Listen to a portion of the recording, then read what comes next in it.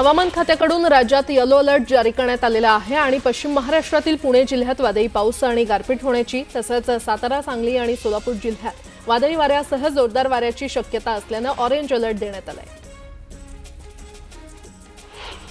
हिंगोलीच्या सेनगाव परिसरात सोसाट्याच्या वाऱ्यासह अवकाळी पावसाने हजेरी लावली। तालुक्यातील पारडी, जाम, बोरखेडी या गावांच्या शिवारात वीज पडल्याच्या घटना घडल्यात। यामध्ये एक पुरुष आणि 4 महिला जखमी झाल्यात। जखमींवर सध्या उपचार सुरू आहेत। बुलढाण्यात वादळी वाऱ्यासह मुसळधार पाऊस कोसळलाय। पावसामुळे जनजीवन विस्कळीत झालंय। मराठवाड्यातील अनेक भागात अवकाळी पाऊस होतोय। या बदललेल्या वातावरणाचा फटका विभागातील सुमारे 3000 हेक्टर क्षेत्रावरील पिकांसह फळबागांना बसलाय। यात सर्वाधिक म्हणजे 2000 हेक्टर बाधित क्षेत्र जालना जिल्ह्यामध्ये असून तातडीने पंचनामे करण्याचे आदेश दिले। गेल्या काही दिवसांपासून मालेगाव, मनमाडसह नाशिक जिल्ह्यात पावसाने जोरदार हजेरी लावली आणि त्यामुळे शेतकऱ्यांनी खरीपाच्या पेरणीसाठी लगबग सुरू केली आहे। यंदा नाशिक जिल्ह्यामध्ये 6,44,000 हेक्टरवर खरीपाची लागवड केली जाणार असल्याची माहिती कृषी विभागाने दिली आहे। राज्यात जवळपास 13,000 क्विंटल हरभऱ्याची आवक झाली। सर्वसाधारण हरभऱ्याला पुणे बाजारात सरासरी 8,150 रुपये तर करमाळा बाजारात 5,550 रुपये इतका दर मिळाला। राज्यातील बाजार समितीमध्ये गव्हाच्या दरात मोठी चढ-उतार पाहायला मिळाली। शरबती गहू सध्या शेतकऱ्यांसाठी सर्वाधिक लाभदायक ठरतोय, तर बाजार समितीमध्ये 5,801 क्विंटल गव्हाची आवक झाली असून त्याला सरासरी दर 2,751 रुपये इतका मिळाला आहे। राज्यातील बाजार समित्यांमध्ये 96,000 क्विंटल कांद्याची आवक झाली आहे। उन्हाळ कांद्याला कमीत कमी 800 रुपयांपासून 1200 रुपयांपर्यंत दर मिळाला आहे। भारतामध्ये गेल्या वर्षीच्या तुलनेत तूर उत्पादन सन 2024-25 मध्ये वाढण्याची शक्यता आहे आणि या आठवड्यातील लातूर बाजारपेठेमधील तुरीच्या किमती तुलनेत वाढल्याचं दिसून येत आहे। सध्या तुरीला मिळत असलेल्या किमती किमान आधारभूत किमतींपेक्षा कमी आहेत, तर खरीप हंगाम 2024-25 साठी किमान आधारभूत किंमत 7,550 रुपये प्रति क्विंटल इतकी आहे। डॉक्टर बाबासाहेब आंबेडकर मराठवाडा विद्यापीठाशी संलग्न असलेल्या 233 महाविद्यालयांची 2025 प्रथम वर्षाच्या अभ्यासक्रमांमध्ये प्रवेश क्षमता स्थगित करण्यात आलेली आहे आणि त्यामुळे या महाविद्यालयामध्ये नव्या शैक्षणिक वर्षात विद्यार्थ्यांना प्रवेश घेता येणार नाहीये। नॅक मूल्यांकनासाठी पात्र असूनही 233 महाविद्यालयांनी मूल्यांकन प्रक्रिया पूर्ण केली नसल्याने हा निर्णय घेण्यात आला आहे। भर दिवसा गोळीबार करून दहशत माजवणाऱ्या दोघांना खरं तर धुळे पोलिसांनी अटक केली आहे। यावेळी 100 फुटी रोड परिसरात पोलिसांनी आरोपीची धिंड काढली। गुंड गजावाणे याला येरवडा कारागृहातून सांगली कारागृहामध्ये नेत असताना पोलीस व्हॅनच्या मागावर असलेल्या मानेच्या साथीदारांच्या 4 महागड्या कार पोलिसांनी जप्त केल्यात। सांगलीला नेताना सातारा परिसरातील ढाब्यावर झालेल्या मटण पार्टी प्रकरणात मानेच्या सांगलीतील साथीदाराला पोलिसांनी नुकतीच अटक केली आहे। मुंबईच्या वांद्रे पूर्व परिसरात ड्रग्जची तस्करी करणाऱ्या 2 आरोपींना खेरवाडी पोलिसांनी अटक केली आहे। या प्रकरणी 41 लाख रुपयांचा कोकेन जप्त करण्यात आलाय।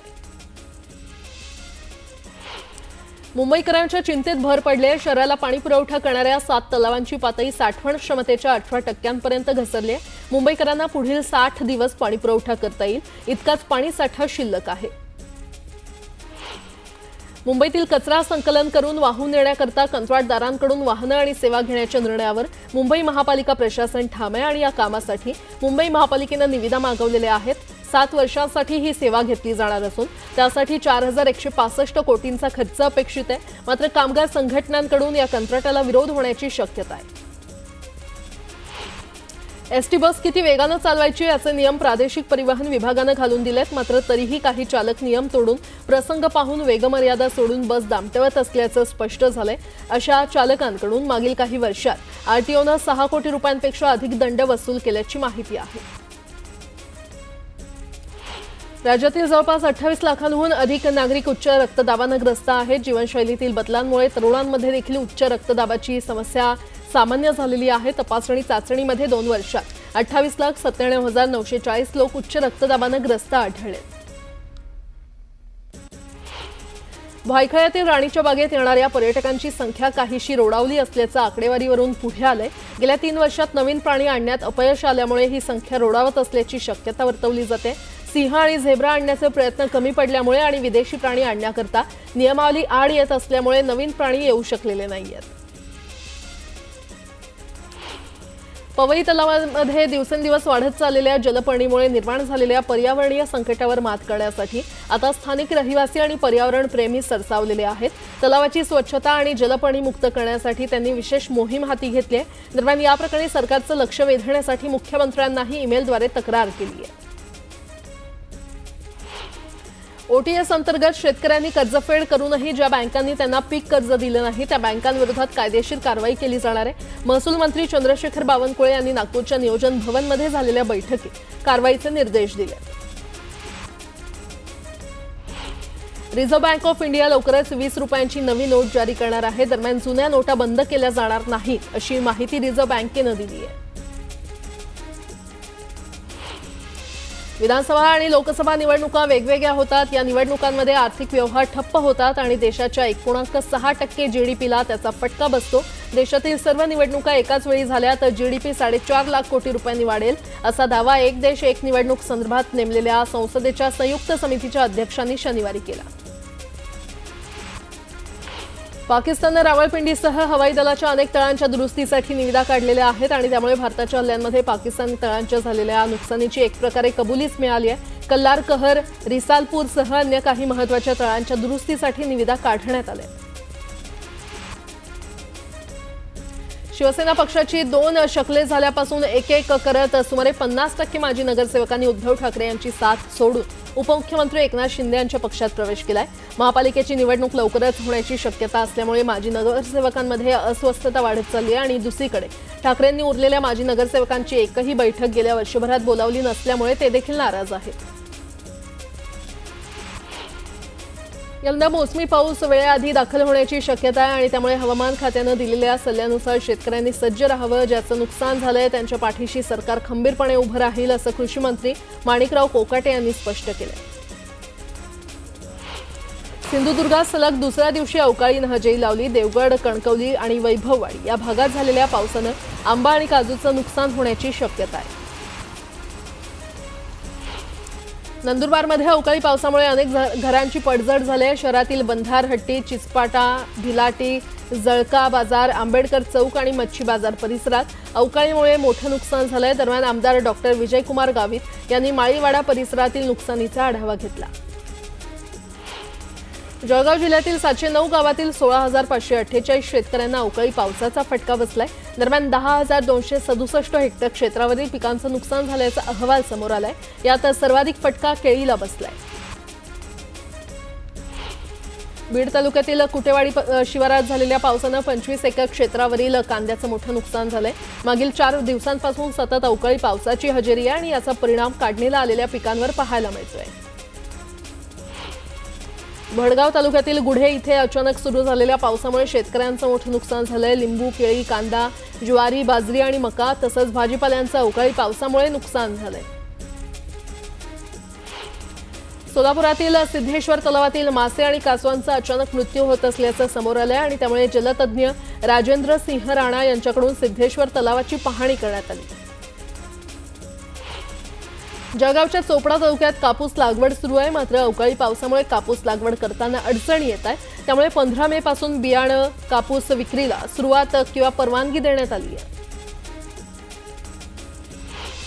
सोलापूरहून बीडकडे येणाऱ्या एसटी बसमध्ये महिलांची छेड काढण्यात आली। संबंधित महिलांनी नातेवाईकांना फोनवरून याची माहिती दिल्यानंतर बार्शी नाका परिसरात बस दाखल होताच नातेवाईकांनी बसवर दगडफेक केली। बातम्या वेगवान स्वरूपात। नालासोपाऱ्याच्या प्रगतीनगर भागात पोलिसांनी मोठी कारवाई केली आहे। एका नायजेरियन महिलेकडून तब्बल 2 किलो 800 ग्रॅम एमडी ड्रग्ज जप्त करण्यात आले। जप्त करण्यात आलेल्या मुद्देमालाची किंमत जवळपास 5,60,00,000 इतकी आहे। भिवंडी तालुक्यातील शेलार ग्रामपंचायत हद्दीतील मीठपाडा इथे किरकोळ वादातून युवकाची हत्या करण्यात आली। या प्रकरणातील आरोपी रुपेश वाघे याला पोलिसांनी ताब्यात घेतले। मुंबई गोवा महामार्गावर भीषण अपघात झाला। खेडमधील भोसले घाटात टँकर उलटल्यानं ऑइल गळती झाली। या अपघातात टँकर चालक गंभीर जखमी झाला आणि त्यामुळे भोसले घाटातील एक मार्गिका वाहतुकीसाठी बंद करण्यात आली आहे। प्रसिद्ध लेखक आणि चित्रपट डायरेक्टर आशिष उबाळे यांनी नागपुरातील रामकृष्ण मठात गळफास घेऊन आत्महत्या केली। कर्जाला कंटाळून आत्महत्या केल्याचं सुसाईड नोटमधून स्पष्ट झालंय। गोंदियाजवळील खमारी इथे तलावात जनावर धुवायला गेलेला एक मुलगा पाण्यात बुडाल्याची घटना घडली आहे। घटनास्थळावरून काही अंतरावर त्याचा मृतदेह आढळला। चुलत पुतण्यांनीच चोरटे आल्याचा बनाव करत विहिरीकडे नेऊन जमिनीच्या वादातून 65 वर्षीय चुलत्याचा कोयत्यानं खून केला। त्यानंतर मृतदेह विहिरीत फेकल्याची घटना घडली आहे। या घटनेतील 2 आरोपींना पोलिसांनी 8 दिवसानंतर मोठ्या शिताफीनं जेरबंद केलंय। नांदगाव चाळीसगाव मार्गावर सिमेंटच्या गोण्या घेऊन भरधाव वेगानं जाणाऱ्या छोटा हत्ती या वाहनानं एर्टिगा कारला जोरदार धडक दिली। या भीषण अपघातात 3 मित्रांचा जागीच मृत्यू झाला असून इतर 6 जण गंभीर जखमी झालेत।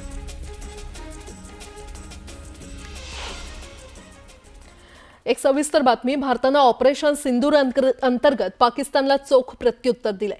मात्र पाकिस्तानच्या नापाक कुरापती सुरूच आहेत। पाकिस्तानच्या याच खोटारडेपणाची पोलखोल करण्यासाठी भारत सरकारनं विशेष योजना आखली आहे। सर्वपक्षीय खासदारांचा समावेश असलेलं 7 शिष्टमंडळ जगभरातील विविध देशांना भेटी देऊन भारताची बाजू मांडणार आहेत। तर महाराष्ट्रातील श्रीकांत शिंदे आणि सुप्रिया सुळे हे देखील यातील 2 शिष्टमंडळांचं नेतृत्व करणार आहेत।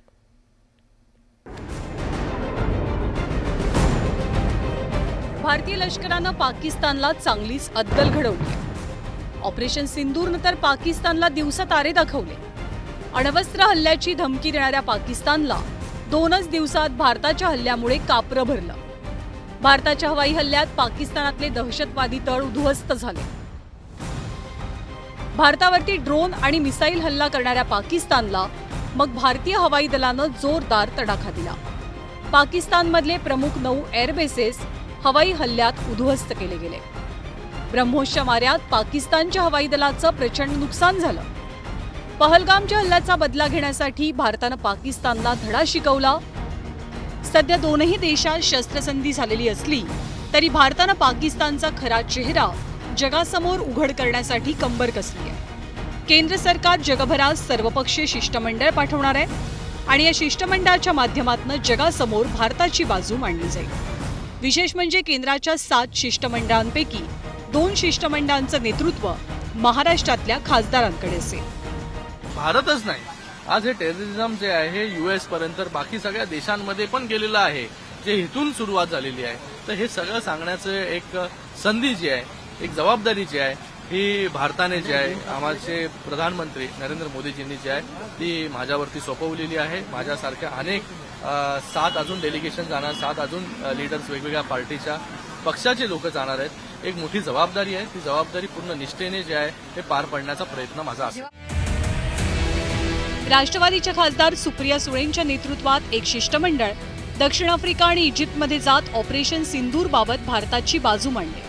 तर शिवसेनेचे खासदार Shrikant Shinde UAE, middle east आणि आफ्रिकेतल्या देशांना भेटी देत पाकिस्तानचा बुरखा फाडतील। या 8 कमिटीज आहेत। या 8 कमिटीज 10 दिवसात 5 ते 6 देश फिरणार आहेत आणि हे 22 किंवा 23 तारखेला या ग्रुप जातील आणि 10 दिवसाचा तो दौरा। पाकिस्तान लष्करी संघर्षामध्ये केंद्र सरकार आता जगभरात पाकिस्तानची पोलखोल करणार आहे। या आंतरराष्ट्रीय कूटनीतीच्या लढाईमध्ये महाराष्ट्रातल्या 2 खासदारांवर केंद्रानं मोठी जबाबदारी सोपवली आहे।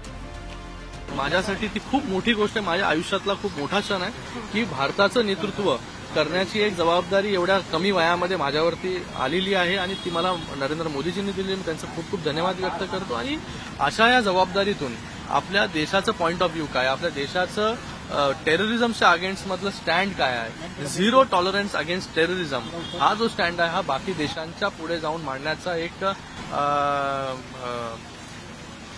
संधी आज देशाने दिलेली आहे। पाकिस्तान विरोधातल्या लढाईमध्ये शिष्टमंडळाच्या माध्यमातून जागतिक पातळीवर पाठिंबा मिळवण्याचा प्रयत्न भारताकडनं केला जाईल। खरं तर भारत पाक संघर्षात काही बोटावर मोजण्या इतक्याच देशांनी पाकिस्तानला पाठिंबा दिला, तर रशिया आणि इस्रायलसह काही युरोपियन देशांनी भारताची बाजू लावून धरली। या पार्श्वभूमीवर केंद्राकडनं पाठवल्या जाणाऱ्या शिष्टमंडळाला महत्त्व प्राप्त झालंय। हे शिष्टमंडळ आता जागतिक पातळीवर भारताची दहशतवादाविरोधातली भूमिका ठाम मांडण्यासोबतच पाकिस्तानचा बुरखाही फाडेल। Bureau report, news 18 Lokmat.